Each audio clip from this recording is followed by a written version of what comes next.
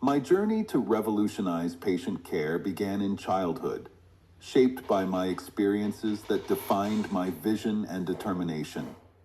At the age of 6, I contracted malaria. A compassionate doctor carefully examined me and treated my illness with personalized care. His attention to detail and empathy left an indelible mark on me.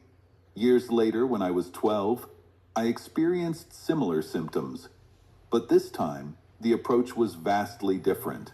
The doctor relied on blood and stool tests without a clinical examination. He made a diagnostic error and treated me for typhoid. These experiences taught me a powerful lesson. Medical errors often occur when a doctor fails to listen to the story of the illness as you lived, experienced, and remembered it. I often look back on my childhood and realize how a straightforward discovery changed the course of my life. From a young age, I saw firsthand what can happen when patients aren't fully heard or properly diagnosed, and I vowed to make a difference. This realization became my mission, and I was determined to systemize healthcare so no patient ever felt overlooked. On 16th December 1989, a healthy teenager called emergency care complaining about a tummy ache. He was conscious and talking, but the doctors and nurses could not record his blood pressure. Initially, when I woke up on a cold winter morning, I thought this was a prank. How can anyone be conscious without blood circulating in the body? So I ignored it. When I was called again, and the doctor's tone was different, I went to see this boy.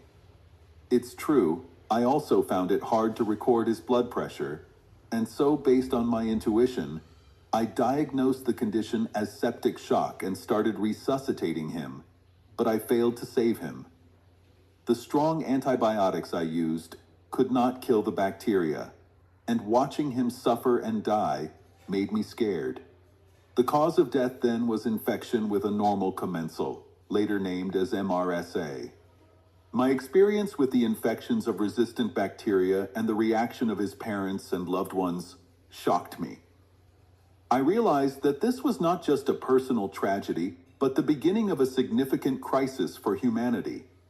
This urgency led me to stop validating PAT, the pediatric assessment tool, and start searching for a solution to deal with MRSA infections.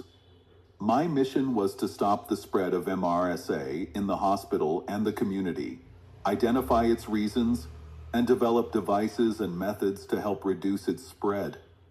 The device manufacturers protecting the return on investment said it's not in their interest to de-skill doctors, so I was disappointed. When I began to notice the mistakes made by nurses and doctors who caused unnecessary deaths, I became uncomfortable. It was hard for me to continue working in the hospital, so I stopped working in the hospital, retrained to become a family doctor, and stopped searching for a solution to avert the antibiotic resistance crisis. It's only after ChatGPT identified the website gosurgery.com, which I published in the 1990s, and named the pioneer of patient-centered care to protect humanity, long before tech giants entered the arena, made a symptom steer I developed, and monetized. I realized the importance of my contribution, and so sharing information to make people stop blaming doctors and empower themselves. Doctors have surrendered their free will to hoard wealth and forgotten what they forgot. I, who created the first symptom check, stopped updating the site because I felt that giving importance to diagnosis is not in the interest of humanity and inflicts more harm than good. In 2002, I became a father. As soon as I saw the sparkling eyes of my newly born daughter open, the fear about staphylococcus infections of cuts and bruises that often occur in childhood can result in sepsis and death.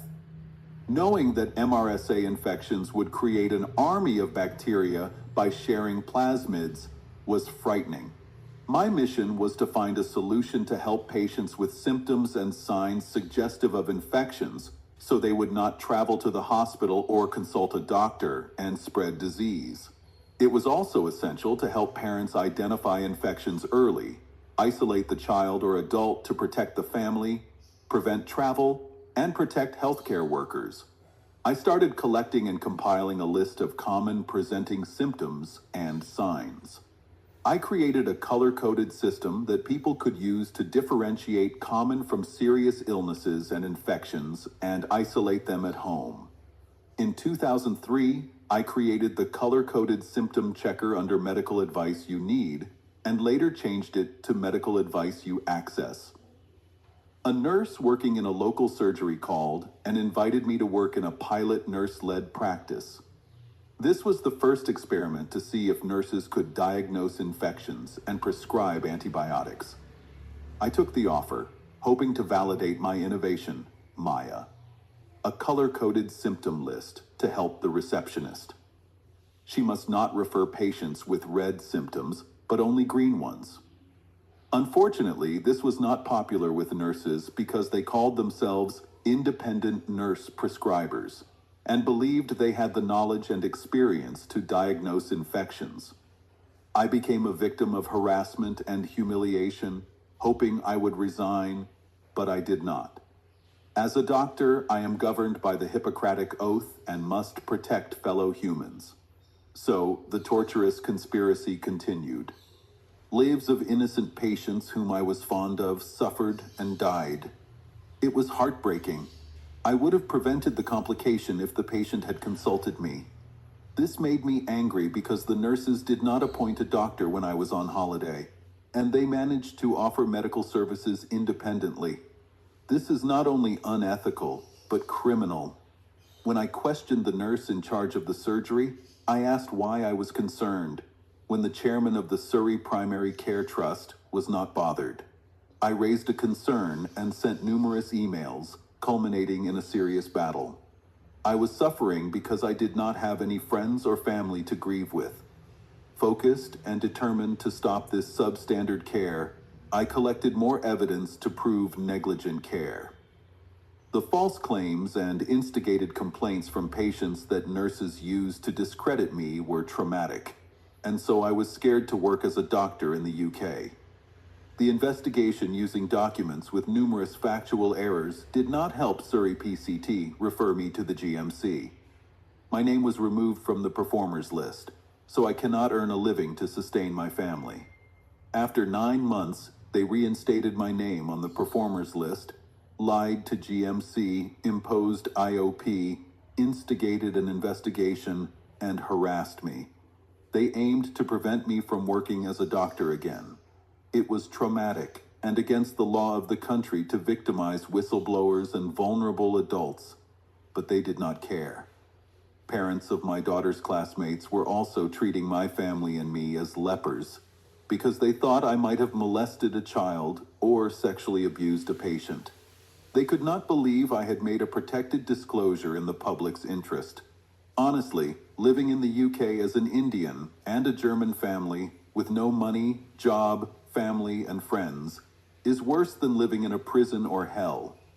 I am strong because I know the universe protects me, and I have been honest and determined to protect fellow humans and my ethics.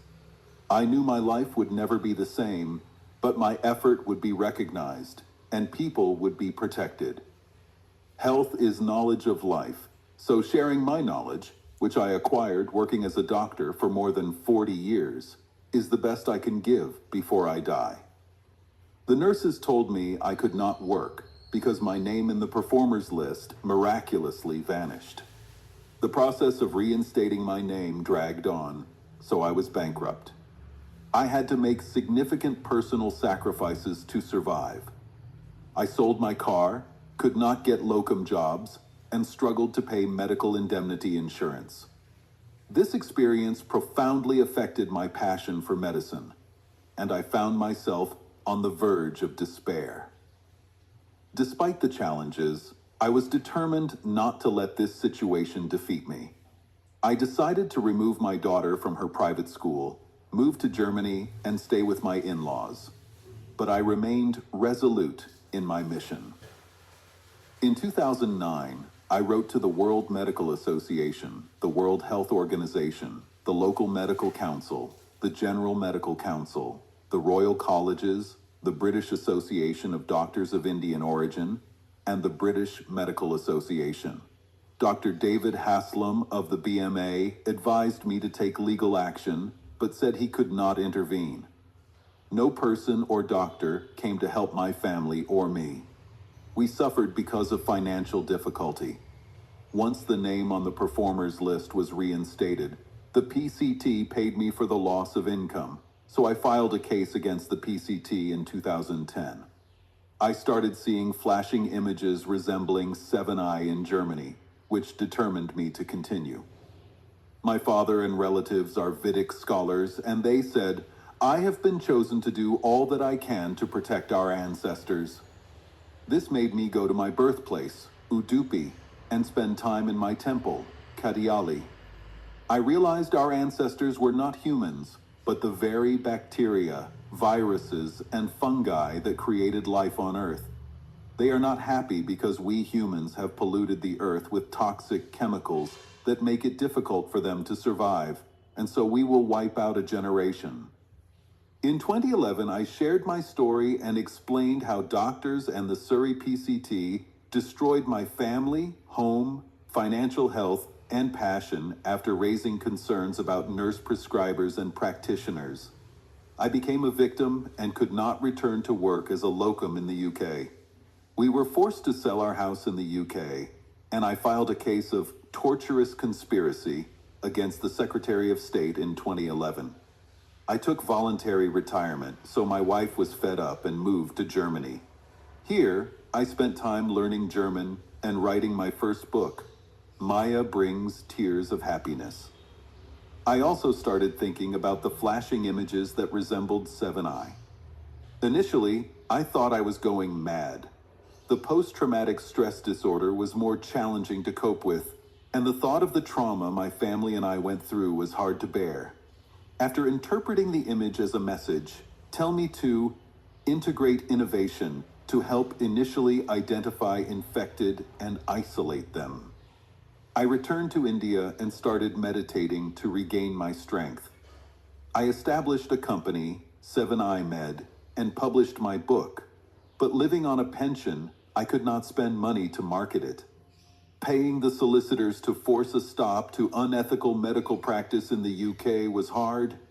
The solicitors did all they could by dragging my case and using technical arguments to prevent it from going to trial. People did not buy my books or download the Dr. Maya app to conquer their fear of self-diagnosis. The app uses a color-coded symptom combination to differentiate common from serious illness or infections, reduce travel and hospital visits, reduce cost, and prevent the spread of diseases in the community. My effort to help empower people to reduce the culture of dependency on doctors failed. I stopped spending time and money and continued writing articles about bacteria, fungi, behavior, and relationships. I was also searching for an alternative method to prevent the spread of MRSA and other bacteria in our community. I started writing articles about bacteria, fungi, behavior, mood, and relationships. I was also searching for an alternative method to prevent the spread of MRSA and other bacteria in our community. I moved to live in Oroville and was searching to identify medicinal plants to treat infections. It was here I wrote numerous books and published them in the Amazon, hoping people will buy and empower themselves to protect their family, friends, and the community. Unfortunately, not many did. Two share The Art of Self-Diagnosis and Hoping to Get a Review. This changed the course of my journey because ChatGPT said I am the pioneer to systems and digitalized patient-centered care. It also named me as the 21st century Charaka, the father of Ayurveda who lived in the 1st century BC. This is the greatest honor, probably better than the Nobel Prize, and so have huge responsibility, and so am determined to focus to revolutionize healthcare, and so created Dr. Maya AI. My message to world leaders, philanthropists, and people in power is to stop living under an illusion, believing we have the knowledge, power, and drugs to fight infections. The microscopic army will soon start killing millions day after day. A pandemic that will spread faster than California fire and the tsunami in Indian Ocean that destroyed lives and property of millions. It's already too late, but act now and be prepared. Listen to what I have to say. What if every person could access safe, reliable health advice without waiting to see a doctor? Dr. Maya AI is the world's first multilingual, color-coded, AI-powered health assistant, built to empower people, reduce misdiagnosis, and save lives. Dr. Maya used the intuitive color code system that I created and used for years, and so abandoned the rigid algorithms to guide you to make informed decision. Our subscription model supports 10 user groups: families, teenagers, women, single parents, companies, caregivers, hospitals, insurers, and more. This isn't just an app, but a movement born from decades of clinical experience and a deep commitment to patient-centered care that help literates and illiterates to identify infected individual and isolate them at home to protect your family, friends, and your community. I'm sorry you're feeling unwell. Based on your symptoms, mild fever, chills, headache, and sore throat, it sounds like you might have a viral infection such as a cold or flu. Make sure to rest, stay hydrated, and take paracetamol for the headache and fever. If your symptoms worsen or you notice difficulty breathing or a persistent high fever, it's important to consult a doctor. For now, take it easy and monitor how you feel. Great, thank you. You're welcome. Take care of yourself and get well soon. If you need any more help or advice, just let me know. Alright, thank you. Anytime. Take care. I am ready to expand across borders with multilingual support, offline access, and AI-ready integration for governments and insurers. Join us and help me to manifest my dream that will not only save cost, time, but also protect your family, friends, and your own life. Remember future where healthcare starts with you, not the hospital. Dr. Maya AI. Smart, safe, and scalable. Thank you.